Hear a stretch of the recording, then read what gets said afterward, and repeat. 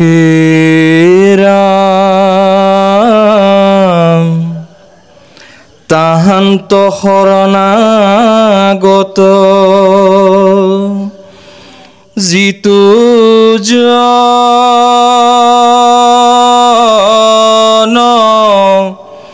হয়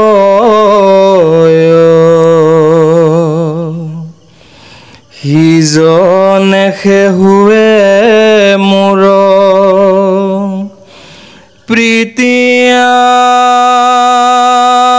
প্ৰীতিয়াতি হয়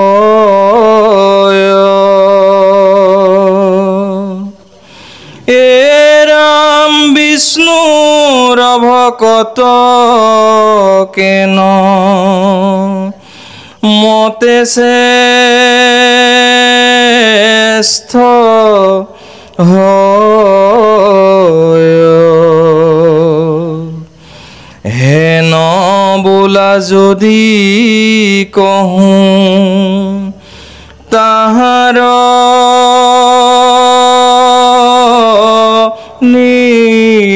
নিৰ্ণয়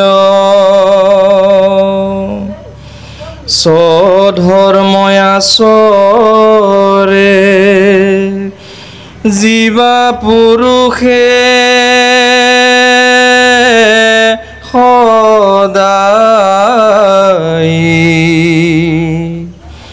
বহু জন্মান্তৰে যিটো ব্ৰহ্মপদ পাই এ ৰাম তাতে যদি মহাপুণ্য কৰে সিটো লাওক তাৰ পৰাই আখিয়া পাৱয় জানা মোক এ ৰাম বিষ্ণু ভক্ত হবে জানা তেজিতা দেহ বিষ্ণু পদ পাবে আত নাহিকে সন্দেহ কৃষ্ণ এ ৰামিতো প্ৰপঞ্চৰ বাহ্য বৈকুণ্ঠ ভুৱন যাক পাইলে নাহি তাৰ পুনৰা গমন হে ৰাম ইহাৰ প্ৰমাণ দেখা আমাত বিচাৰি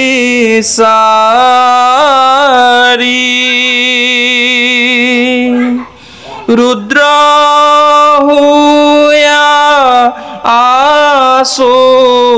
বিষ্ণু ৰেখে আজ্ঞা ধৰি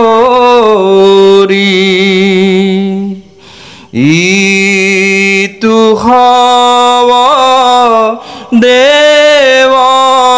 দেৱগণ অধীন তাহাৰ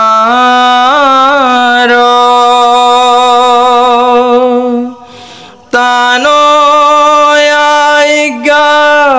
তেখে আমি হবে অধিকাৰ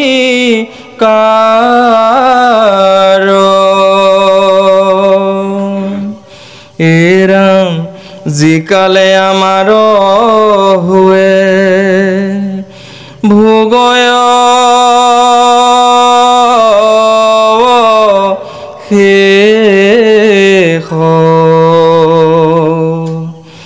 লিঙ্গ দেহতে যি হইব বৈকুণ্ঠে প্ৰবেশ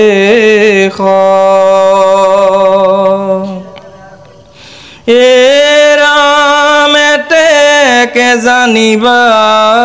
বিষ্ণু ভক্ত শ্ৰেষ্ঠ হয় কহিলুনি গুহয়াত নকৰা সংশয় এ ৰাম জানি আছো তুমি খবৰ মহাভাগৱত সি কাৰণে মোৰ প্ৰিয় হৈ আছা সাম্প্ৰত এ ৰামুত পৰে ভকতৰ আন প্ৰিয় নাই তুমি সবে মত প্ৰীতি কৰিবে জুৱাই এ ৰাম জাতু তুমি খব মোৰ মহাপ্ৰিয়তৰ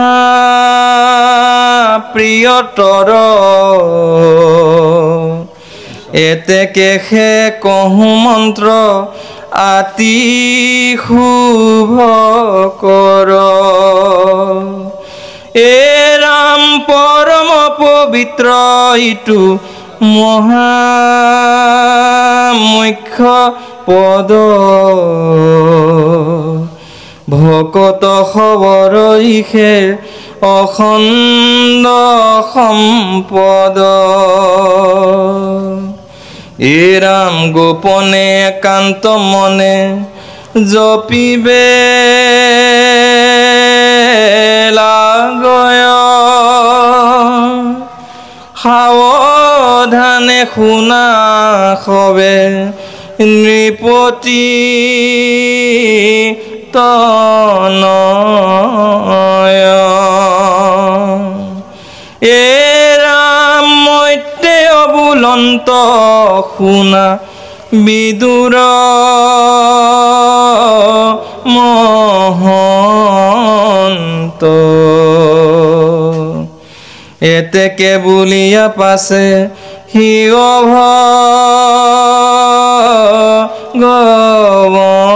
ভগৱন্ত সদয় হৃদয় ভৈলা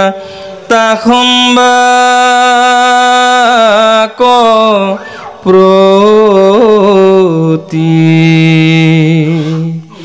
দেখিলন্ত তাখম্বাৰ পৰম ভকতি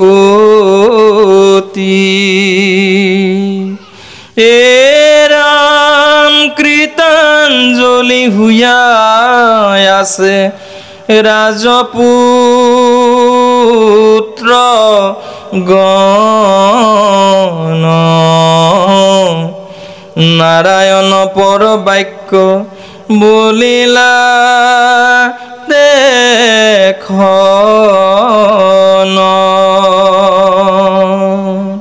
এ ৰাম সৃষ্টিৰ আদিত বিধি প্ৰজা সৃষ্টি কৰি যিটো শ্ৰুত্ৰ কৈলা পুত্ৰ গণক সাদৰি এ ৰাম সেহি বৰ শ্ৰুত্ৰ পাছে শিৱ ভগৱন্ত কৃপা কৰি প্ৰচে তাখৱক কহিলন্ত এ ৰাম শুনা সভা সদ পদ চতুৰ্থ স্কন্ধৰ পরময় মূল্য রত্ন বৈষ্ণব জনর এ রাম কলি যুগে আনো ধর্মে কারুণাহি গতি কেবলে কৃষ্ণর পদে করিও ভকুতি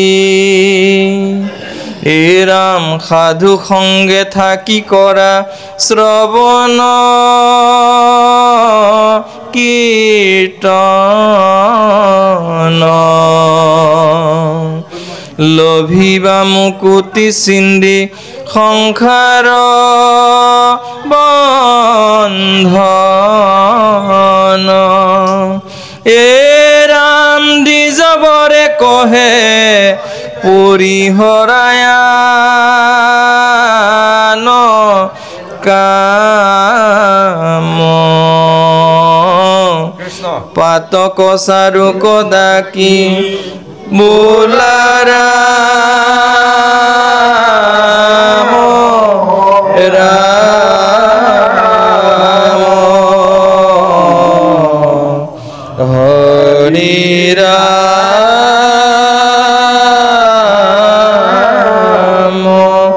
রাম রাম কৃষ্ণ কৃষ্ণ ৰুদ্ৰৰ নাৰায়ণ স্তৱ শিৱই নাৰায়ণক কেনেকৈ স্তুতি কৰিছে আৰম্ভ কৰিছে স্তুতি কৰিবলৈ শিৱ হে প্ৰভু জগজীৱ তোমাক কৰোঁ নমস্কাৰ আত্মজ্ঞানী সমস্তৰ আনন্দ লাভৰ কাজে হুয়া থাকে উৎকৰ্ষ তোমাৰ শিৱই এই বুলি কৈছে যে তুমি জগজীৱ উৰণ বুৰণ গজন ভ্ৰমণ চাৰিমুঠি জীৱৰ তুমি আত্মা আৰু সকলোৰে অধিকাৰী তুমি পৰমাত্মা সেই কৈছে হে প্ৰভু তুমি জগজীৱ জীৱ অংশে গাঁৱে গাঁৱে তুমি বৰ্তমান আৰু যিসকল আত্মজ্ঞানী যিসকলে জানে যে ঈশ্বৰ সৰ্বাত্মক ঈশ্বৰ ব্যাপক আৰু তেওঁলোকে পৰমানন্দ লাভৰ কাৰণে হুয়া থাকে উৎকৰ্ষ তোমাৰ অৰ্থাৎ যিসকল চতুৰ ভকত অতি চতুৰতকৈ চতুৰ ভকত তেওঁলোকে খন্তেকীয়া সুখ আৰু অস্থায়ী আনন্দৰ কাৰণে ব্যাকুল নহয় তেওঁলোকে পৰমাৰ্থিক সুখ লাভ কৰে আৰু স্থায়ী আনন্দ লাভ কৰে ঈশ্বৰৰ ৰূপ গুণ যশ ইত্যাদি কীৰ্তন কৰি গতিকে সেইসকলক শিৱই প্ৰণাম জনাইছে যে যিসকলে স্থায়ী সুখ স্থায়ী আনন্দ লাভ কৰি থাকে ঈশ্বৰৰ ৰূপ যশ গুণ ইত্যাদি কীৰ্তন কৰি আৰু সেইসকলে তেওঁ কৈছে যে অতি চতুৰ ভকত এতেকে মোহৰসিতু সনন্দত লাভ সুখ নিজানন্দে পৰিপূৰ্ণ তুমি হেন আত্মা তুমি হৰি সৰ্বৰূপ আশা ধৰি প্ৰণাম কৰোঁ পুনু আমি আৰু ঈশ্বৰে নিজানন্দত পূৰ্ণানন্দ আৰু ঈশ্বৰ কদাপি অসম্পূৰ্ণ নহয় আমি অসম্পূৰ্ণ হোৱাৰ বাবে মায়াৰ বিভিন্ন বিষয়ৰ পিছত লৌৰি ঢাপৰি ফুৰোঁ তেওঁ স্বৰূপানন্দ নিজানন্দ পৰমানন্দ ভূমানন্দ বিভিন্ন আনন্দ ভূমানন্দ মানে ব্যাপক আনন্দ আৰু তেওঁ নিজক লৈ নিজেই আনন্দিত সেইকাৰণে তেওঁৰ নিজানন্দ আছে আৰু তেওঁ যে পৰমাত্মা সেই কথা অনুভৱ কৰি ভকতে নিজৰ হৃদয়ত পৰমানন্দ লাভ কৰে আৰু সেইকাৰণে কৃষ্ণ কৈছে তুমি নিজানন্দে পৰিপূৰ্ণ তুমি নিজৰ আনন্দতেই পৰিপূৰ্ণ পূৰ্ণত পূৰ্ণমিদম পূৰ্ণমাদায় হে ঈশ্বৰ তুমি নিজেই পূৰ্ণ তুমি পূৰ্ণ কুম্ভ উতলি থকা পৰমানন্দ এক কুম্ভৰ পৰা যদি এটুপু পৰি যায় সেই পূৰ্ণ কিবা খালী হ'ব নেকি গতিকে পূৰ্ণত পূৰ্ণমাদায় আৰু সেই পূৰ্ণ কুম্ভত যেতিয়া আৰু এটোপাল পৰিব পূৰ্ণটো কেতিয়াও অপূৰ্ণ নহয় আৰু সেই পূৰ্ণকমৰ পৰা এটোপাল বেলেগত পৰিলেও সেই পূৰ্ণ অপূৰ্ণ নহয় সেইকাৰণে কৈছে তুমি নিজেই পূৰ্ণানন্দ হেন আত্মা তুমি হয়তো সৰ্বৰ পৰা আছা ধৰি প্ৰণামো কৰোঁ পুনিমি আৰু এনেকুৱাকৈ তুমি আত্মাস্বৰূপে প্ৰত্যেকৰে গায়ে গায়ে বিৰাজমান যাৰ নাভিদেশ মাজে সুন্দৰ পংকজ গাজে জাত ভৈল লোকৰ কল্পিত সবাৰো কাৰণত তুমি হেনে তোমাক স্বামী নমস্কাৰো কৰোঁ খাবহিত আৰু তোমাৰ নাভিৰ পৰাই ব্ৰহ্মাৰ সৃষ্টি হৈছে সেইকাৰণে ব্ৰহ্মাৰ নাম পদ্মনাভ বুলি কোৱা হৈছে সৃষ্টিৰ নিদানভূত যিটো পঞ্চ মহাভূত ক্ষিতি জল তেজ বায়ু বাক্যাস অপৰ তন্মাত্ৰ পঞ্চ ৰূপৰস গন্ধস্পৰ্শ শব্দ সময়ে আশ্ৰয় প্ৰকাশ ইয়াৰ পাছত কৈছে যে তুমি এই জীৱশ্ৰেষ্ঠ মনুষ্য সৃষ্টি কৰোঁতে কি কৰিলা যে নিৰ্গুণ নিৰাকাৰৰ পৰা নিৰ্গুণ সাকাৰ তাৰ পৰা সগুণ সাকাৰলৈকে আহোঁতে মনুষ্য দেহৰ সৃষ্টি হৈছে মনুষ্য দেহত কি আছে তাকে কৈছে সৃষ্টিৰ নিজানভূত যিটো পঞ্চ মহাভূত আৰু ক্ষিতি অপ তেজ মৰুত ব্যোম চাৰিমুঠি জীৱমাত্ৰেই আছে অৰ্থাৎ আমাৰ দেহটো পঞ্চভূতি অৰ্থাৎ ক্ষিতি মানে মাটি তেজ মানে তাপ বা অগ্নি অপ মানে পানী মৰুত মানে বায়ু আৰু ব্যোম মানে শূন্য এই পঞ্চভূতি দেহ আৰু যেনেকৈ এই পৃথিৱীটোৰ পৰাই পঞ্চভূতি দেহৰে জীৱৰ সৃষ্টি হয় আকৌ মৃত্যুৰ পাছত এই পঞ্চভূততেই লীন যায় পঞ্চভূতে হবলীন নাথাকিব একোচিন যেনেকৈ পঞ্চভূত লৈ পেলাই সৃষ্টি হয় আকৌ পঞ্চভূততে তেওঁ মিলি যাব অপৰ তৎমাত্ৰ পঞ্চ আৰু ইয়াৰ উপৰিও পঞ্চ তন্মাত্ৰ আছে ৰূপ ৰস শব্দ স্পৰ্শ গন্ধ ইয়াৰ উপৰিও আকৌ পঞ্চ কৰ্মেন্দ্ৰিয় আছে কি কি কৈছে বাক পানী পাত পায়ু উপস্থ ইয়াৰ উপৰি আকৌ পঞ্চ জ্ঞানেন্দ্ৰিয় আছে চকু কাণ নাক জিভা ছাল আমি কি কি পালোঁ পঞ্চভূত ক্ষিতীয় পতেজ মৰুদ্ভূম পঞ্চ তন্মাত্ৰ ৰূপ ৰস শব্দ স্পৰ্শ গন্ধ পঞ্চ জ্ঞানেন্দ্ৰিয় চকু কাণ নাক জিভা ছাল পঞ্চ কৰ্মেন্দ্ৰিয় বাক পানী পাত পায়ু উপস্থ আৰু তাৰ লগতে কি কি আছে আমাৰ আকৌ এইবাৰ কৈছে যে তুমি চিত্ত অধিষ্ঠাতা বাসুদেৱ ভগৱন্ত শান্ত সুপ্ৰসন নিৰ্বিকাৰ অহংকাৰ অধিষ্ঠাতা তুমি শংকৰখন দেৱ ঐক্যত অনন্ত লীলাজাৰ আৰু সেই 20টা তত্ত্বৰ লগতে মন হ'ল 21 বুদ্ধি 22 অহংকাৰ 23 আৰু জীৱাত্মা 24 আৰু 24টা তত্ত্বৰে জীৱদেহ গঠন হয় আৰু জীৱ মানেই শিৱ যত জীৱ তত শিৱ অৰ্থাৎ তেতিয়ালৈকে এজন শিৱ হৈ থাকিব এজন জীৱই তাৰমানে শিৱ শব্দটো ভাঙকচোন কি বুলি পাব তালব্য খ হচৈকাৰ ওৱাব্য হ মানে শৰীৰ যাৰ পঞ্চভূতি দেহটো আছে ই মানে ঈশ্বৰ ওৱাব্য মানে জীৱ যেতিয়ালৈকে এই ক্ষিতি অপ তেজ মৰুত বম পঞ্চভূতি তত্ত্বৰে গঠিত দেহত ঈশ্বৰ থাকিব সেইটো জীৱিত হৈ আছে এই পঞ্চভূতি তত্ত্ব সদৃশ সম্বলিত এই জীৱদেহত যেতিয়ালৈকে ঈশ্বৰ আছে এইটো জীৱিত আৰু যি মুহূৰ্ততে এটি জীৱৰ পৰা আত্মা ওলাই গুচি যায় তেতিয়া হচৈ আৰু ওৱাব্য নাথাকে হটো থাকিবগৈ ই নামৰ ঈশ্বৰ যেতিয়া শিৱ শব্দটোৰ পৰাই হচৈকাৰডাল নোহোৱা কৰি দিয়কচোন কি হ'ব শিৱ মানে জীৱ অৰ্থাৎ সেইটো জীৱক শিৱ বুলি কয় য'ত ঈশ্বৰ আছে আৰু ই মানে ঈশ্বৰ নোহোৱা হোৱাৰ লগে লগে শিৱ শব্দটো কেৱল হ'ব তালে খ আৰু ওৱাব্য হ'ব মানে কি ডেড বডি মানে কি যিটো জীয়াই থকা নাই অৰ্থাৎ শিৱ হ'ব হৈ গ'লে আৰু ঈশ্বৰ নাই যি হওক নহওক আজিৰ আমাৰ প্ৰথম পাঠনৰ বিষয় আছিল চতুৰ্থ স্কন্ধৰ পৃথুৰ চৰিত্ৰ বেন নামৰ এই দুৰ্জন ৰজাজনক মন্থন কৰাৰ পাছত পৃথুৰ জন্ম হ'ল আৰু পৃথু এজন প্ৰজাবৎসল আজিৰ অধ্যায়ত দুপৰীয়া পৃথুৱে কেনেকৈ প্ৰজা শাসন কৰিব লাগে প্ৰজাৰ দায়িত্ব কি ৰজাৰ দায়িত্ব কি সমস্তখিনি আঙুলি দিয়া হ'ল আৰু প্ৰজাসকলে কেনেকৈ দায়িত্ব পালন কৰিব সেৱাৰ ধৰ্ম কি ৰজাৰ ধৰ্ম কি সমস্তখিনি আলোচনা হ'ল ইয়াৰ পাছত আজি সন্ধ্যাবেলিকা অকণমান আগত সম্ভৱতঃ এতিয়া আমাৰ আছেই আমাৰ তুলসী বাপজনাই অচ্যুত বাপজনাকে আদি কৰি প্ৰাচীন বৰ্হী ৰজাৰ কাহিনী ইয়াত কোৱা হ'ল তেওঁ কেনেকৈ শ্ৰুতদৰ্শীক বিয়া কৰিলেগৈ আৰু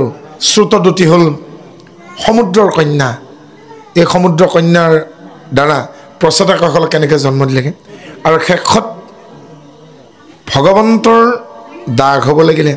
ভগৱন্তৰ সেৱা কৰিব লাগিলে শুদ্ধ সত্য সেৱক হ'ব লাগিলে ডাঙৰ কথা এটা ক'লে ইয়াৰ আগৰ অধ্যায়টোত লিংগ দেহা জীৰ্ণ হ'ব লাগিব অৰ্থাৎ স্বভাৱজাত কথা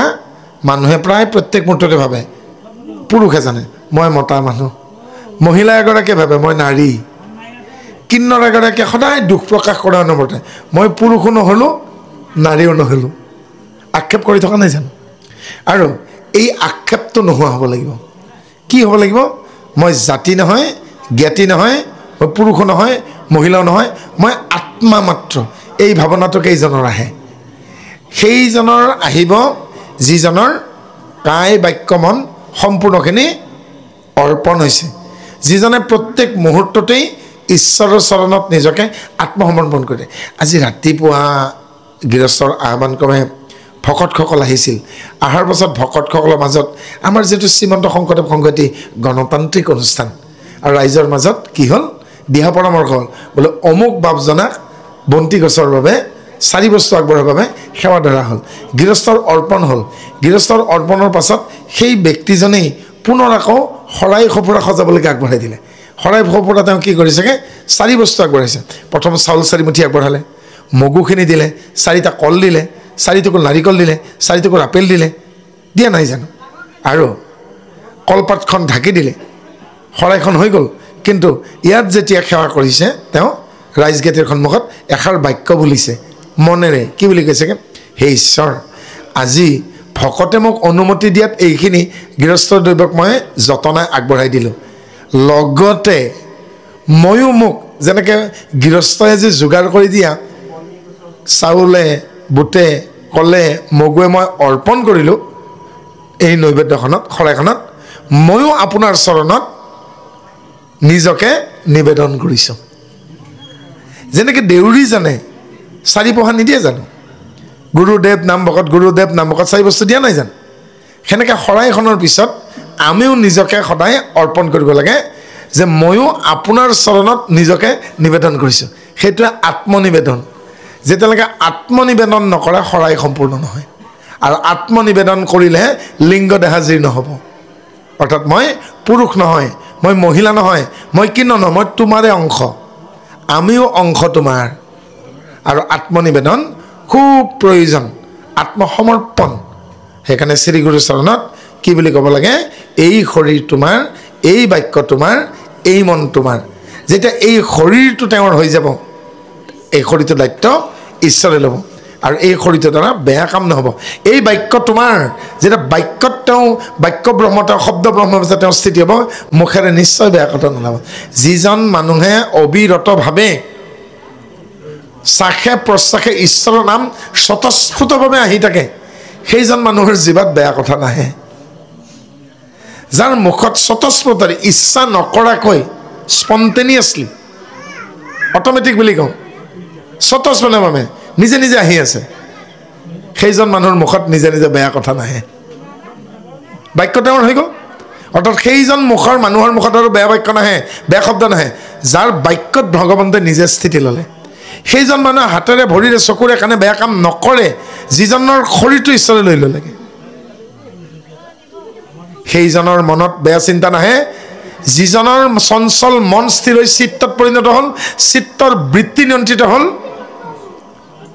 চিত্তত যে অধিষ্ঠিত হ'ল তেওঁ আত্মা হৈ পৰিল কাৰণ আত্মাৰ অধিকাৰী পৰমাত্মা যাৰ মন চিত্ত আত্মা সকলোখিনি পৰমাত্মাই দখল গ'লে কিবা বাকী থাকিল নেকি যেনেকৈ এজন ৰজাই কোনো এখন দেশ আক্ৰমণ কৰি নিজৰ নীতি নিয়ম জাপি দিয়ে যেতিয়া আমাৰ দেশটোৰ অধিকাৰ তেওঁ পাব আমাৰ বাক্যৰ অধিকাৰী তেওঁ হৈ যাব আমাৰ মনটোৰ অধিকাৰী তেওঁ হৈ যাব তেওঁ আমাৰ এই দেহ নামৰ এই আত্মা নামৰ এই গোটেইখিনি তেওঁ যেতিয়া সম্ৰাট হৈ যাব তেতিয়া তেওঁৰ মতে আমি চলিবলৈকে বাধ্য হ'ম ঈশ্বৰৰ মতে যিজনে চলে তেওঁ বাক্য শুদ্ধ মন শুদ্ধ দেহ শুদ্ধ হৈ যায় তেওঁৰ দেহেৰে বেয়া কাম নহয় মনেৰে মনত বেয়া ভাৱনা নাহে চিত্তত দুৰ্ভাৱনা নোহোৱা হয় সেইকাৰণে শৰণ দিওঁতে শৰীৰৰ ধৰ্ম বাক্যৰ ধৰ্ম মনৰ ধৰ্ম দিয়া হয় আমি মুখস্থহে কৰোঁ প্ৰকৃততে বুজি চাইছোনে গতিকে যিদিনাখন বুজি ল'ব সেইদিনাখন আৰু ভুল হ'ব সেইকাৰণে কি কয় কথা শুনিলেহে গৈছে মনৰ সংশয় যিদিনাখনে শৰণ হৈছিল সেইদিনাখনে বুজি ল'ব লাগে নাজানিলেও পিছত বুজি লওক আৰু এই বুজি নোলোৱাৰ কাৰণে পিছত বিপৰ্যয়ৰ সৃষ্টি হয় হাতৰটোৰ নেলে কুলাৰটোৰ নেৰে বুকুচাৰটোৰ নেৰে আৰু একশৰণত তেওঁ বদনাম হৈ যায় তেওঁ একশৰণক বদনাম কৰা নাই তেওঁ নিজৰ বদনাম হৈছেগৈ কাউৰীয়ে ঘনচিৰিকাৰ পোৱালি ধৰি কাউৰীয়ে হাল্লা কৰে ঘনচিৰিকাটোৱে আৰ্তনাদ কৰে মোক ধৰিছে ধৰিছে ধৰিছে বুলি পেলাই কিন্তু কাউৰীতে নিজেই একো হাল্লা কৰেগৈ এটা কাক কি কৰিবগৈ গতিকে এদিন এনেকুৱা হ'ল এখন ঠাইত ইতিমধ্যে এখন বিয়াৰ কাজ আছিলে বিয়াৰ অনুষ্ঠান একো নিদিওঁ বুলি কৈছিল আৰু আমি গৈ গম পালোঁ তাত আমিষ ভোজন চলি আছে আৰু আমি তেতিয়া কৈছোঁ যে এইখন বিয়া বিধিপাত কৰিবলৈ মই অপাৰক তেতিয়া মোক ব্লেকমেইলিং কৰিছে আপুনি যদি বিয়াখন নচলে তেতিয়াহ'লে সাংবাদিক মাতো এতিয়া কি কৰিব এই বুলি ব্লেকমেইল কৰিছে আপুনি যদি বিয়াখন নচলে তেতিয়াহ'লে সাংবাদিক মাতো গতিকে এতিয়া একদম সহজ উপায় এটা হৈছে আপুনি যদি কিবা দুখ কৰিছেগৈ মাতি আনক আৰু নিজে ধোৱা তুলসীৰ পাত হৈ যাওক তাৰপিছত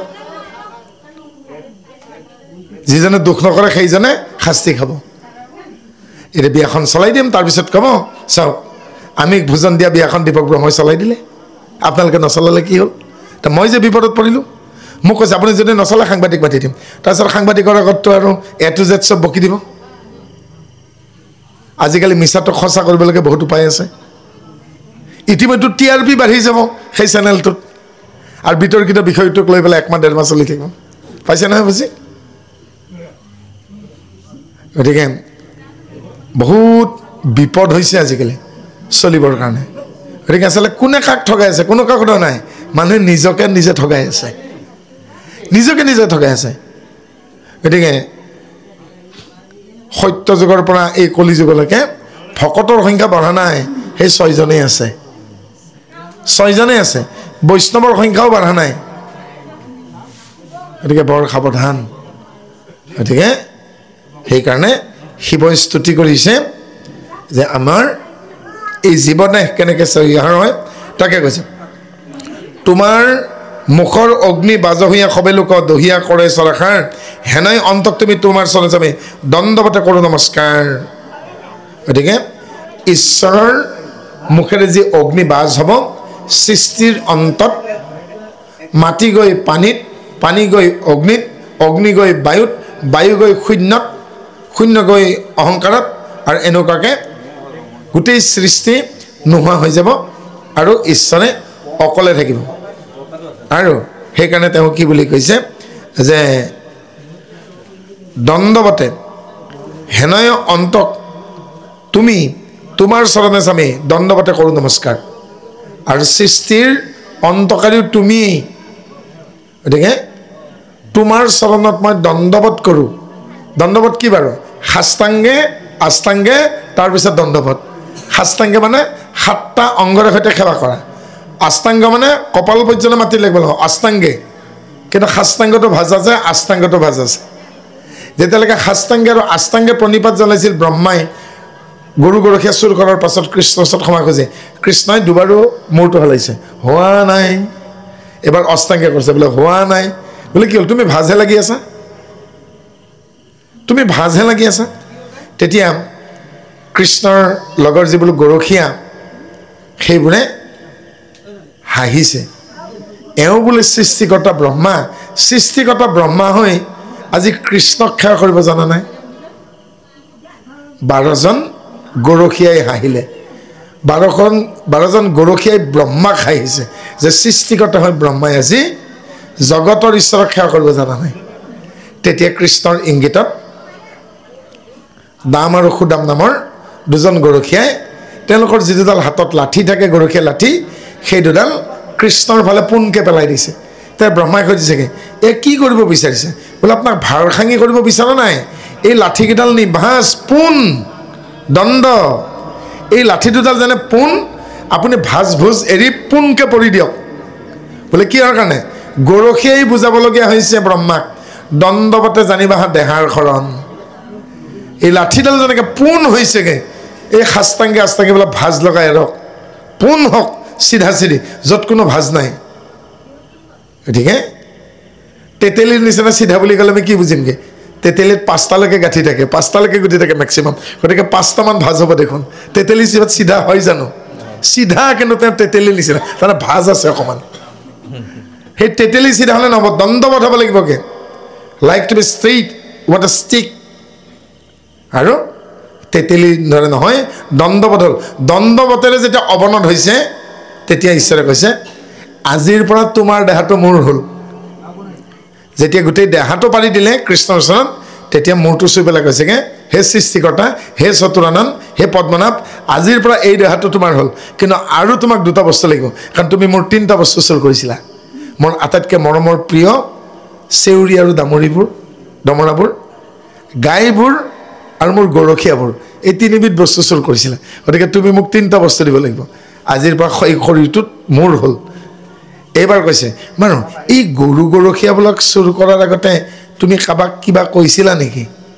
বোলে মই নাৰদক সুধিছিলোঁ সেই বৈকুণ্ঠৰ কৃষ্ণ আৰু এই বৃন্দাবনৰ লীলা কৰি থকা কৃষ্ণ একেই নেকি বোলে কিহেৰে কৰিছিলে বোলে মুখেৰে বোলে মুখৰ ভিতৰত কি থাকে বোলে জিভা বোলে জিভাৰ ফাকেৰে দাঁতৰ মাজেৰে ওলোৱা শব্দবোৰক কি বুলি কয় ধ্বনি বুলি কয় ধ্বনিবোৰ লগ লাগিলে কি হয় বোলে শব্দ হয় শব্দবোৰ লগ লাগিলে কি হয় শব্দপুঞ্জ হয় শব্দপুঞ্জবোৰ একত্ৰিত হ'লে কি বাক্য হয় বোলে সেইখিনি মোক দিয়া অৰ্থাৎ নাভিৰ পৰা ওলাই আহি ডিঙিৰ মাজেৰে দাঁতৰ ফাকেৰে টুকুৰা টুকুৰকৈ ওলাই আহে যিবোৰ আমাৰ কাণত পৰে থাকে এইবিলাক ধ্বনি ইংলিছত মৰ্ফ বুলি কয় চাউণ্ড বুলি কওঁ লেটাৰ বুলি কওঁ আখৰবোৰ লগ লাগিলে কি হয় শব্দকেইটাই এটা বা ততোধিক ধ্বনি লগ লাগি কোনো এটা অৰ্থ বুজালে শব্দ হয় শব্দ লগ লাগিলে শব্দপুঞ্জ হয় যদি সি অৰ্থপুঞ্জ হয় শব্দপুঞ্জ লগ লাগিলে কি হয় দাড়ি কমা থাকে বাক্য হয়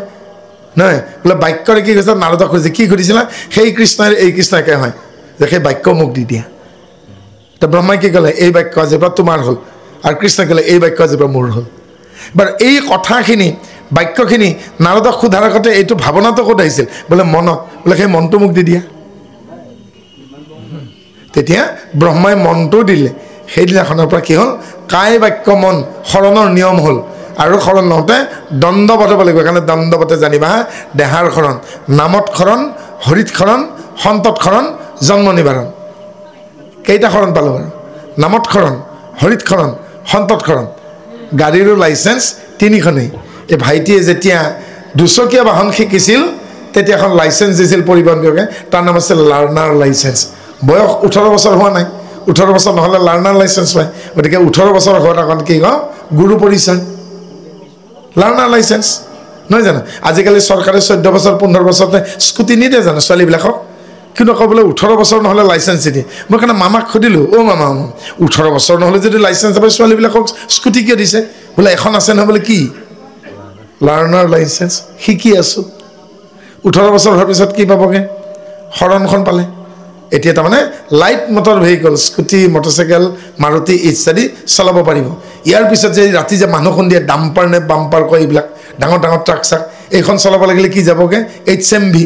গতিকে শৰণ হোৱাৰ পাছত এইবাৰ ডাঙৰ লাইচেঞ্চৰ নাম কি ভজন 3খন নাপালোঁ জানো licence learner licence LMV HMV গতিকে গুৰু পৰিচয় ঈশ্বৰ শৰণ আৰু ভজন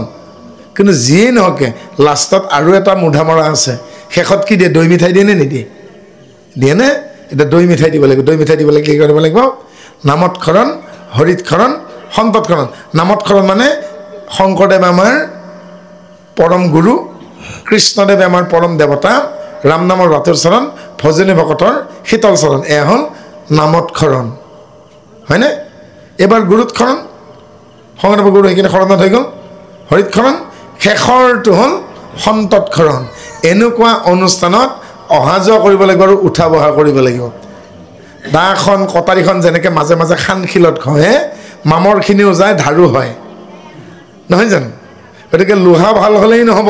দা কুঠাৰ ভাল হ'লেই নহ'ব, মাজে মাজে খানখিলত ঘঁহিব লাগিব। মামৰো যাব, তাৰ কাটনো ভাল হ'ব, হ'বনে নহয়? গতিকে এই আজি অহা ভকতখিনিয়ে খানখিল, আৰু মাজে মাজে যে মগজুত জাম লাগে সেইখিনি মামৰ। কোৱাত কৈছিল, শুনাত শুনিছে, পাহৰি গ'লো, গ'লে নগ'লগৈ। গতিকে এই ভকত নামৰ খানখিলটোত মাজে মাজে কওক, মামৰখিনিও যাব, জাবৰখিনিও যাব, চিকচিকীয়া হৈ থাকিব। পাইছে বুজি? গতিকে সন্ত ভকতসকলৰ খানখিলটো য'ত সেই উজনিৰ দা নে নামনিৰ কোঠাৰ পিছৰ কথা। কমাৰ ভাল হ'লেই নহ'ব, দাখন কোঠাৰখন ভাল হ'লেই নহ'ব, মাজে মাজে কিন্তু খানখিলত ধৰাবই লাগিব। সেইকাৰণে আজি গৃহস্থই বহুত খানখিল লৈ আহিছে,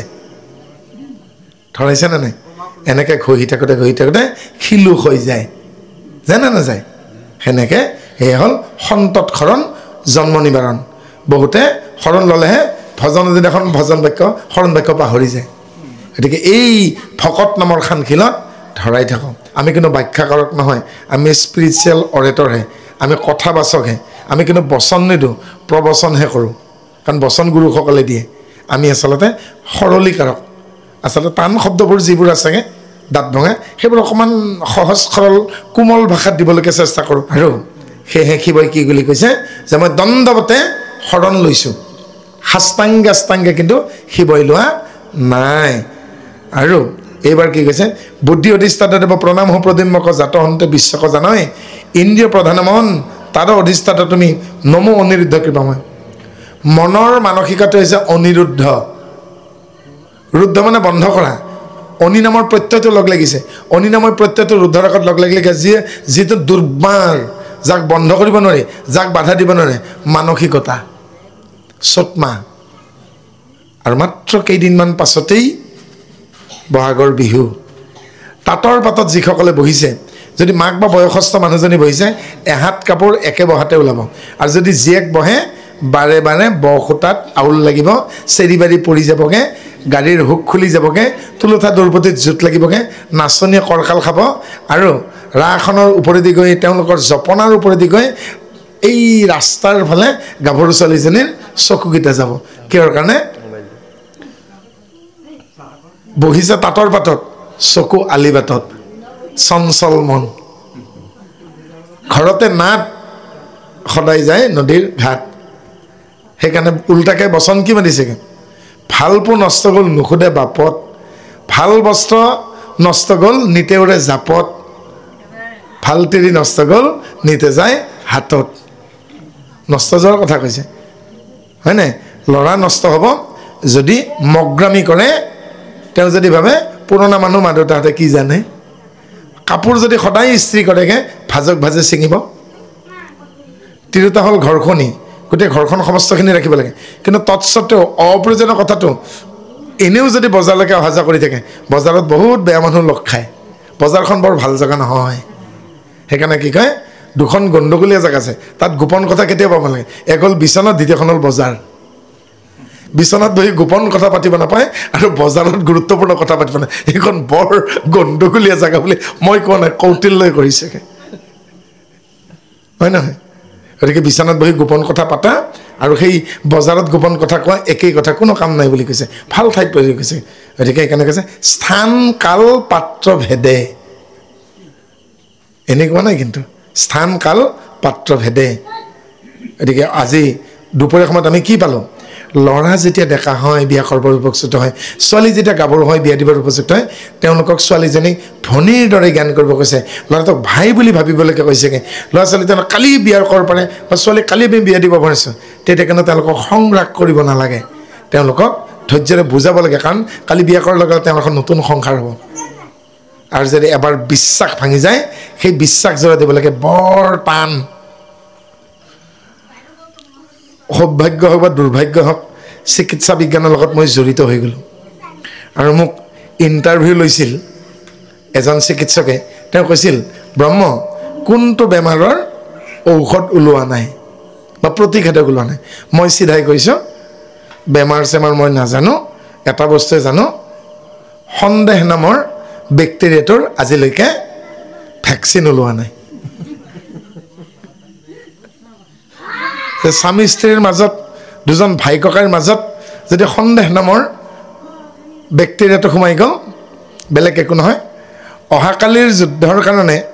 কৌৰৱ পক্ষ দুৰ্যোধনে ভাবিলে গুৰুপুত্ৰ দ্ৰোণাচাৰ্যৰ পুত্ৰ আৰু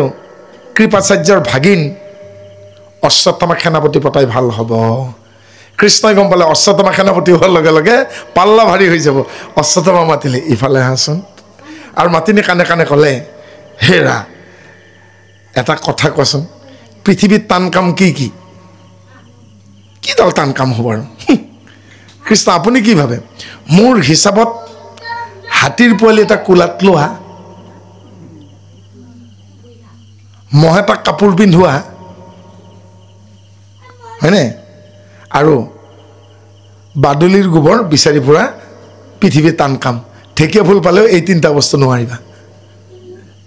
বাদুলি জীৱনত লেট্ৰিন কৰিয়ে পোৱা নাই তাৰ বিস্তাকত বিচাৰি পাব বাদুলি মুখেৰে ৰখাই মুখেৰে পালি দিয়ে মুখেৰে পলি দিয়ে ব্ৰহ্মাই বোলে এদিন টোপনি টোপনি সৃষ্টি কৰোঁতাকে বাদুলিক মানে তেওঁৰ মলডেৰ বনাব লাগে পাহৰি গ'ল তেওঁ ক'লেগে হৈশ্বৰ মই হাগিম কৰ তই হাগি পৃথিৱীখন কি লেতেৰা কৰে তই নাহাগিলে হ'ব কেঁচুই ক'লে মোৰ দেখোন চকু কাণ একো নিদিলেগে হয়নে মতা মাইকী একো নিদিলে বোলে তোৰ বিশ্বাস চবতকৈ পবিত্ৰ হ'ব কেঁচুমাতি আটাইতকৈ পবিত্ৰ নহয় জানো টোপনি টোপনি কাম কৰিলে কি গোটে কেঁকুৰাৰ মূৰটো দিবলৈকে পাহৰি গ'ল য'ত ত'ত খুন্দা খাই পৰিছেগৈ গ'লে পিঠিত চকু থাকিলগৈ মকৰাক হিচাপতকৈ বেছি দিলে বোলে মোক 8টা চকু কিয় দিলে বোলে ওপৰ ফালে মই বিচাৰি গৈছিলোঁ তলৰ ফালে শিৱত্ৰী খোল্লালৈ খান্দিলেগৈ তলত কিমানলৈকে আছে ওপৰত কিমানলৈকে আছে একো গম নাপালোঁ পূব পশ্চিম উত্তৰ দক্ষিণ বায়ু অগ্নি ঈশান নদীত 8টা দিশেৰে দেখা পাবি হয়নে অন্যমনস্ক হৈ গ'লে ব্ৰহ্মাৰো কি গতি হয় গতিকে অন্যমনস্ক নহ'ব দেই সেইকাৰণে আমাক কি কৈছে অচিন বাটত নহ'বা আগা পৰৰ কথাত নহ'বা লাগা আৰু তাকেই কৰে তই মোতকৈ বেছি জানো নেকি সেই বুলি অচিন বাটত আগবাঢ়ি যায় মৃত্যু ঘটে পৰৰ কথাত নহ'বা লাগা কাৰ পুতেকে কাৰ জীয়েকক কি কৰিছে সেই খোপাক লৈ পেলাই মোবাইলত আৰু টিভিত লৈ আমাৰ মানুহ ব্যস্ত সেই পুতেক জীয়েকৰহে নাটকখন চাৰ্কাছখন দেখুৱাই নাথাকে চিৰিয়েলত তাকে লৈ একদম মানে বিৰাট বিশ্ব নহয় নাই জানো সেইটো যদি মনোৰঞ্জনৰেই যন্ত্ৰ হয় সেই মনোৰঞ্জনে চাব লাগে ইমান টেনশ্যন লৈ কিয় মৰিছেগৈ টিভিটো যদি মনোৰঞ্জনৰ আহিলা হয় তে সেই মনোৰঞ্জনৰ আহিলাটোত ৰাছিয়াই ক'ত ইউক্ৰেইনত কেইটা বেমে পেলাই দিলে ইজৰাইলে কিমান মানুহ মাৰিলেগৈ হয়নে এই চিৰিয়েল ক'ৰবাত বেড টেনশ্যন লৈ পেলাই ইমান আপুনি টেনশ্যন কিয় লৈছেগৈ মনোৰঞ্জন মানে কি যিবিলাক দৃশ্য যিবিলাক আমি আহিলা ব্যৱহাৰ কৰিলে আমি মনটো পাতল লাগে তাকে নকওঁ যেন টেনশ্যনৰ বাস কৰি লৈছোঁ গতিকে যিটো কৰিব নালাগে তাকে আমি কৰিছোঁ পলৰ কথাত লাগা হৈছোঁ আৰু অচিন বাটত আগা হৈছোঁ তাৰমানে যিটো বাট চিনি নাপাওঁ সেই বাটত আমি বেলেগতকৈও আগুৱাব গৈছোঁ কিন্তু আমাক কৈছিল কি জ্যেষ্ঠ শ্ৰেষ্ঠজনৰ পদাংক অনুসৰণ কৰিবাগে the follow the footprints the pioneers those who the experience person যিসকলৰ অভিজ্ঞতা আছে এক খুদবি বুঢ়াক এক খুদবি ফুৰাক যাৰ অভিজ্ঞতা আছে অভিজ্ঞতাৰ সোপান থকাখনৰ পদাংক অনুসৰণ কৰে তাকে নকৰি তেওঁলোকক অভাৰটেক কৰি যদি নিজে আগুৱাই যায় হামখুৰি খাবই সেইকাৰণে অচিন বাটত আগ হ'বলৈকে মানা কৰিছে বগলী যেতিয়া বাহলৈকে ঘূৰি যায় বা কোনোবা এটা হ্ৰদৰ ফালে যায় সদায় এজা বয়সস্থ বগলীয়ে সকলোতকৈ আগত থাকে সি ৰাস্তা দেখুৱাই লৈ যায় নতুন পোৱালিবোৰে পাছে পাছে যায় এইবাৰ কি বুলি কৈছে তুমি দেৱ সূৰ্যৰূপী তেজে আছে বিশ্বব্যাপী ক্ষয়বিধি নাহিকে তোমাৰ স্বৰ্গমুখ্য দ্বাৰা তুমি সমস্তৰে অন্তৰ্যামী সদা মই কৰোঁ নমস্কাৰ অৰ্থাৎ তেওঁ অগ্নিৰ 3টা বিভূতি বুলি কৈছে অন্তৰীক্ষত সূৰ্য মধ্যত বিদ্যুৎ আৰু পৃথিৱীত তেওঁ অগ্নি অলপমান জটিলকৈ কৈছে দেই পৃথিৱীত আমি যাক জুই বুলি কওঁ পৃথিৱীত আমি যাক জুই বুলি কওঁ তেওঁৱেই অন্তৰীক্ষত সূৰ্য আৰু মধ্যত বিদ্যুৎ এই যে বৰষুণ দিয়াৰ আগত মেঘে মেঘে খুন্দা খালে বিজুলী হয় মধ্যত বিদ্যুৎ অন্তৰীক্ষত সূৰ্য আৰু বসুমতীত অগ্নি এই 3টা তেওঁৰেই বিভূতি বুলি কৈছে ক্ষয়বৃদ্ধি নাহিকে তোমাৰ এটি শৰীৰৰ ক্ষয় হয় বৃদ্ধি হয় জৰাগ্ৰস্ত হয় কিন্তু পৰমাত্মা আৰু আত্মাৰ বিকাৰ নাই আত্মা বা পৰমাত্মা বেমাৰো নহয় বুঢ়াও নহয় নজন্মেও আৰু স্বৰ্গমুখ্য দ্বাৰত সমস্তৰে অন্তৰ্যামী সদাময় কৰোঁ নমস্কাৰ তেওঁ বিশ্বব্ৰহ্মাণ্ডৰ দুৱাৰ ঈশ্বৰ বিশ্বব্ৰহ্মাণ্ডৰ দুৱাৰ বুলি কৈছে কিয় কাৰণে সেইখন দুৱাৰে পাৰ হৈ আমি পৃথিৱীলৈকে আহিছোঁ আৰু সেইখন দুৱাৰ পাৰ হৈ গ'লে তেওঁক পাম মাজত এখন দুৱাৰ আছে বুলি ভাবক প্ৰত্যেকখন ঘৰতেই এখন দুৱাৰ থাকে সেই দুৱাৰখনেৰে আলহী ঘৰৰ ভিতৰত সোমাব পাৰে আৰু গৃহস্থ বাহিৰলৈকে ওলাই যাব পাৰে খুব কাজিয়া লাগিলে স্বামী স্ত্ৰীৰ মাজত কি কয় দৰ্জা খোলা আছে যাব পাৰা মই তোমাক বান্ধি ৰখা নাই কয় নে নকয় এইবুলি কয় নেকি খিৰিকী খোলা আছে তুমি যাব পাৰা কেতিয়াও নকয় খুব বেছি কাজিয়া লাগিলে কি কয় নকৰোঁ আপোনাৰ লগত মই সংসাৰ তেতিয়া গিৰিয়ে কি কয় দৰ্জা খোলা আছে যাব পাৰা এইবুলি কয় নেকি ভেণ্টিলেটৰ খোলা আছে যাব পাৰা নকয় অৰ্থাৎ দৰ্জা খোলা আছে গতিকে আচলতে গোটেই বিশ্বব্ৰহ্মাণ্ডৰ ঈশ্বৰে এখন দুৱাৰ যিফালেদি আমি আহিছোঁ আৰু যিফালেদি আমি আকৌ সোমামগৈ এ হ'ল নিগমত আৰু যদি আগমৰ সেই দুৱাৰখন বেলেগ কোনো নহয় মাতৃ সেইকাৰণে ভগৱন্তই বিভূতিত কৈছেগৈ মোক সকলোতে নেদেখিবা যদি চাব বিচাৰা মাতৃজাতিক চাবা মাতৃজাতিৰ মাজেৰে জীৱৰ সৃষ্টি হৈছে হাতীৰ মাকে হাতীক জন্ম দিছে বাঘিনীয়ে বাঘক জন্ম দিছে দিয়া নাই জানো মহিলা স্ত্ৰী ঘোঁৰাটোৱে ঘোঁৰাক জন্ম দিছে ঘুটকীয়ে আমাকো মাতৃসকলে জন্ম দিয়া নাই জানো সেইকাৰণে আমি আগবেলা কথা এষাৰ কৈছিলোঁ প্ৰতিমা শব্দটো বুজিব লাগিব আগবেলা আমি আজি প্ৰতিমা শব্দটো আলোচনা কৰিছোঁ পৈৰ প্ৰ দন্ত্যাতত হচৈ প্ৰতি ইজ ইন এভৰিবডি মা প্ৰতিযোগ মা প্ৰতিমা ইয়াত মই কি দেখা পাইছোঁ মাহী পেহী খুৰী জেঠী আইতা দেখা নাই জানো সৰু সৰু ছোৱালীকেইজনীক আমি ক'লোঁ মাজনী ইফালে আহাচোন মোক এগিলাচ গৰম পানী দিয়া খুৰীমা আপোনাক বহুত দিন পিছত দেখিছোঁ অ' পেহীমা আজিকালি ক'ত ডিউটি পৰিছে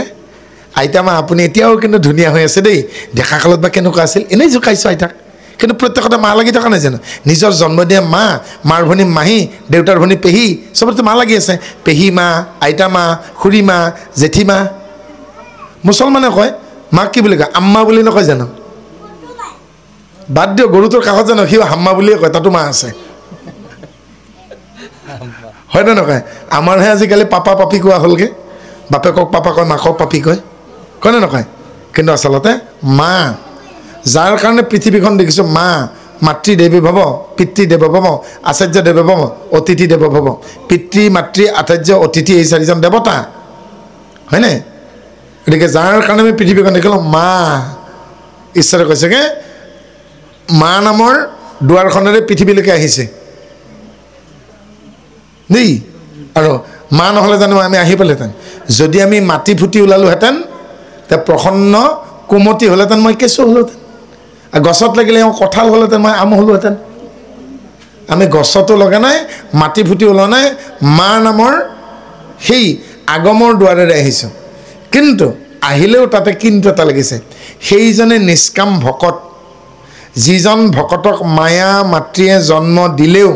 যাৰ কথাত কামত বাক্যত আচৰণত মায়া লাগি নাথাকে যেনেকৈ কচুৰ পাতত বা পদুমৰ পাতত পানী পৰিলে তলবল কৰে লাগি নাথাকে তেনেকৈ মায়া মাতৃয়ে জন্ম দিলেও যাৰ কথাত বাক্যত কামত আচৰণত সদাচাৰত ক'তো মায়া লাগি নাথাকে সেইজনে নিষ্কাম ভকত গতিকে তেনে নিষ্কাম ভকত কি কৈছেগৈ শিৱই কৈছেগৈ মই নিষ্কাম ভকতক প্ৰণিপাত জনাওঁ যি নিষ্কাম ভকতে সদা সৰ্বদা ঈশ্বৰক প্ৰত্যেক বিভূতি বুলি ভাবে প্ৰত্যেকতে তেওঁ আত্মাৰূপে বিৰাজমান সেইকাৰণে কৈছে স্বৰ্গ মুখ্য দুৱাৰ সমস্তৰে অন্তৰ্যামী আজি ভাবকচোন বৰাদেৱৰ চোতালত এজন কলা বোবা মানুহ আহিল তাতে সেৱা ধৰিছে কোনোবা যেনে ক'লে এই পাগলটোৱে সেৱা ধৰিলে কিডাল হ'ব নে কথা ক'ব পাৰে নে শুনা পায় মই তেতিয়া তেওঁক চাহ খাব যাওঁতে ক'লোঁ আপুনি তেতিয়া পাগল মানে কাক কয় মই মানুহজনক চাহ খাব যাওঁতে ভিতৰত কৈছোঁ আপুনি যদি এতিয়া ল'ৰাটোক পাগল বুলি ক'লে পাগলনো কাক কয় তেতিয়া তেওঁতো ক'ব পৰা নাই মই বোলো শুনক পা মানে পাওঁ ভৰি গল মানে ডিঙি ডিঙিৰ ওপৰত যিয়ে মূৰটোৰ ঠাইত ভৰি দুখন কঢ়িয়াই লৈ ফুৰে নকৰা কাম কৰে উভত ঘূৰে নাচে বাকলিৰ সৈতে কলটো খায় তাকে পাগল বুলি কয় কিন্তু যিটো ল'ৰাই সেৱা কৰিছে সেইটো বাকলিৰ সৈতে কল খোৱা নাই প্ৰসাদ দিওঁতে ধুনীয়াকৈ হৈছে বাকলি চালে কল খাইছে কাপোৰ পিন্ধি আহিছে ডিঙিত গামোচা লৈছে হয়তো মুখেৰে কথা ক'ব না কাণেৰে নুশুনে তেওঁ মুখবধিৰ বুলিহে কয় আমি কলা বোবা বুলি কওঁ ইংলিছত মানে তেওঁক ডিফেণ্ডাম বুলি কয় বোলে ডিফেণ্ডাম আৰু মেটটো একে নহয় দেৱতা পিতৃ তুমি অন্নৰূপী তুমি খাম বেদৰ ঈশ্বৰ নাৰায়ণ নম অগ্নিৰূপী হৰি আশা বিস্তাৰ কৰি চতুৰ্ভুত কৰ্মৰ সাধন আমাৰ শৰীৰত তেওঁ 5 বিধ অগ্নি হৈ আছে ইহলোকাগ্নি দৌলোকাগ্নি পৰ্জনাগ্নি পুৰুষাগ্নি য়শাগ্নি 5 বিধ অগ্নি আছে ইহলোকাগ্নি এইখন সংসাৰত জন্ম হোৱাৰ পাছত কেঁচুৱাই এটা তাপ পায় হেতুকে ইহলোক নাম বুলি সেইকাৰণে কহা কৰি উঠেগে মই ক'ত মাতৃগৰ্ভত যি তাপ আছিল তাৰ পৰা পৃথক তাপ পোৱাৰ লগে লগে সি পৃথিৱীৰ যি দেশতে নহওক সি কয় দে ওহা বা কহা মই ক'ত একে বয়সৰ মানুহ এজনক যেতিয়া ইছলাম ধৰ্ম খ্ৰীষ্টান ধৰ্মত কবৰ দিব জানাজা দিয়া বুলি কয় আৰু আমি যেতিয়া নৈৰ পাৰত আমি শেষ বিদায় দিম এটা দুখৰ ভাৱনা আহে এওঁক আৰু আজিৰ পৰা নাপাওঁ এই যে এটা ভাৱনা আহে দৌলোকাগ্নি অৰ্থাৎ এখন নেদেখা ঠাইলৈকে তেওঁ গুচি গ'ল পৰ্জনাগ্নি মেঘত অগ্নি আছে সেইকাৰণে মেঘে মেঘে খুন্দা খালে গাজনি শব্দ শুনো বিজুলী দেখোঁ তেনেকৈ আমাৰ ইয়াত পৰ্জন্য অগ্নি নাথাকিলেগে পিতৃৰ শিৰৰ পৰা মাতৃৰ গৰ্ভলৈকে শুক্ৰ নগ'লহেঁতেন ভাৱৰ গলন হ'ব লাগিবগৈ এজনী বিধৱাই তেতিয়ালৈকে কান্দিব নোৱাৰে যেতিয়ালৈকে তেওঁৰ সুখখিনি গলি নাযায় মই য'ত থাকোঁ সামৰিক বাহিনীৰ এগৰাকী বোৱাৰী বিধৱা হৈছে এৰোপ্লেনত তেওঁৰ স্বামীৰ শৱদেহ জম্মু কাশ্মীৰৰ পৰা অনা হৈছে আৰু বোৱাৰীজনী গুমুঠা মানি বহি আছে তাই স্বামীৰ দেহ চোৱাও নাই কন্দাও নাই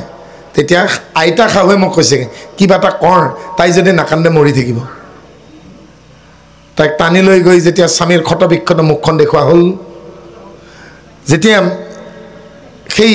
পেক কৰি অনা ডেড বডিটোৰ চিলাইটো কাটি দিয়া হ'লগৈ যেতিয়া গোটেই গুলি লগা দেহটো দেখিছেগৈ কেঁচেমা কেঁচেম তেজৰ গোন্ধৰে হৈ থাকে এতিয়া ভৰি ফালে খুলি দিলে এখন ভৰি নাই মুখখন দেখোঁতে দেখিছে এটা চকুৱে নাই তাৰপিছত তাই ৰখাব পৰা নাই কান্দিলে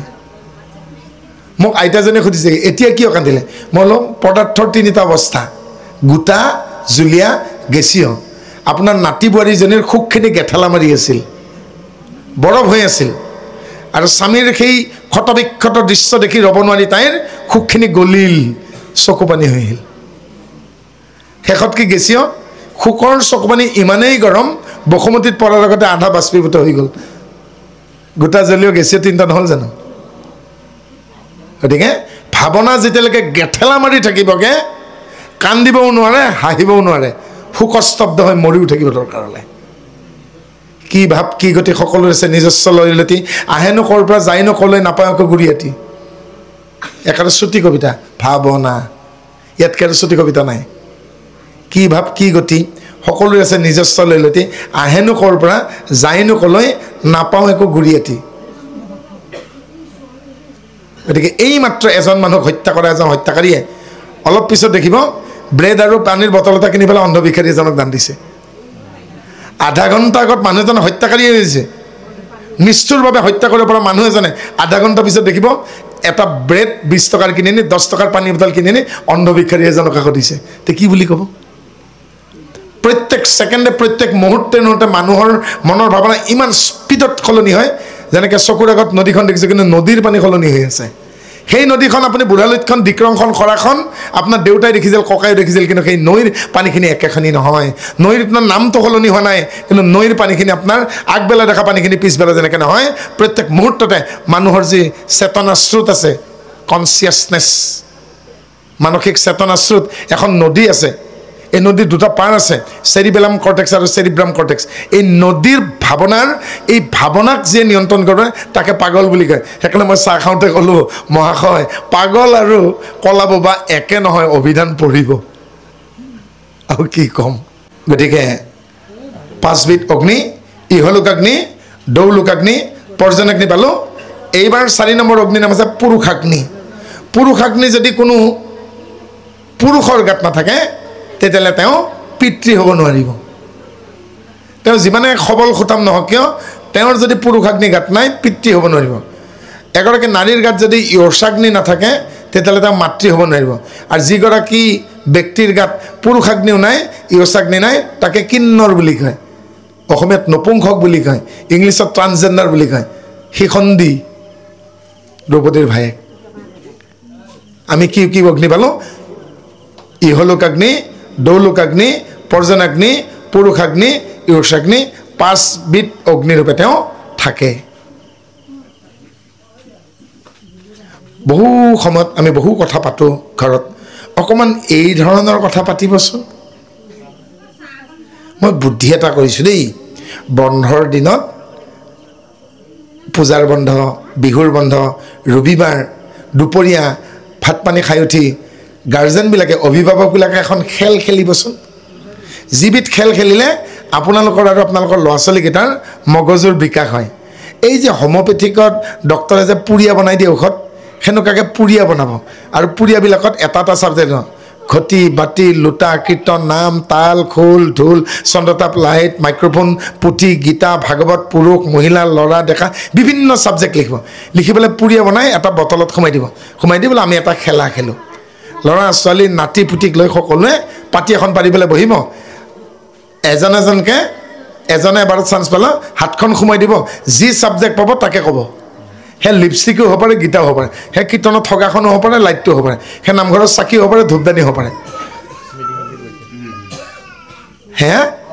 আকস্মিক বক্তৃতা বুলি কয়, এক্সটেম্পৰ স্পীচ। যিকোনো